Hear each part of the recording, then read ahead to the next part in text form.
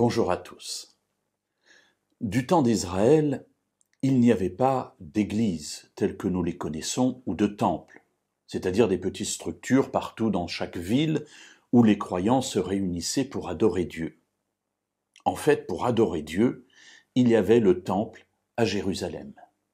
Et Jérusalem, évidemment, pour ceux qui y habitaient, c'était très proche, mais pour ceux qui habitaient à Dan, tout au nord, ou à Beersheba, tout au sud, monter à Jérusalem ne se faisait pas en 5 minutes, et généralement, on y montait 3 fois par an pour les 3 pèlerinages obligatoires, c'est-à-dire Pâques, Pentecôte et Shavuot, la fête des huttes.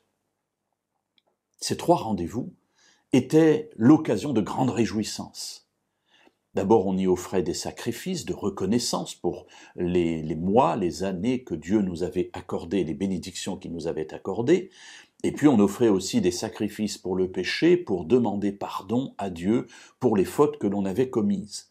Et c'était l'occasion de retrouver des familles qui étaient séparées pendant de nombreux mois, voire de nombreuses années, pour ceux qui vivaient en diaspora dans des pays étrangers.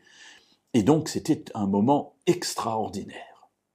Alors, dans la Bible, on retrouve ces mentions de ces montées à Jérusalem.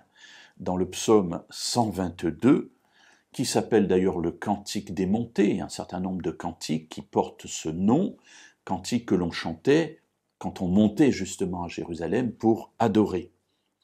Cantique 122, verset 1er, Cantique des montées de David, c'est donc David qui est l'auteur, et voilà la partie qui m'intéresse aujourd'hui. Je suis dans la joie quand on me dit « Allons à la maison de l'Éternel ».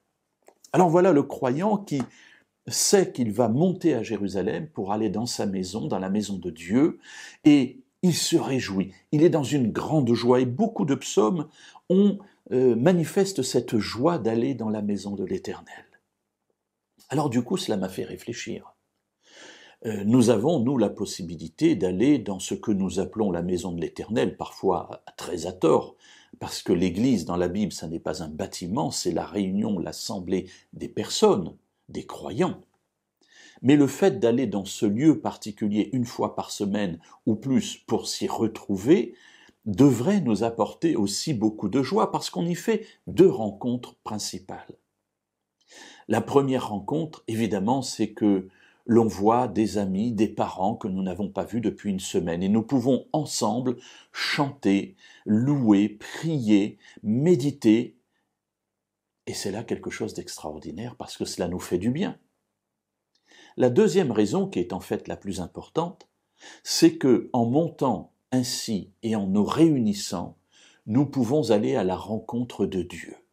Alors vous me direz, mais on peut le rencontrer tous les jours, et vous avez raison. La prière, la lecture de la parole, tout cela, c'est quelque chose que nous faisons chez nous, chaque jour.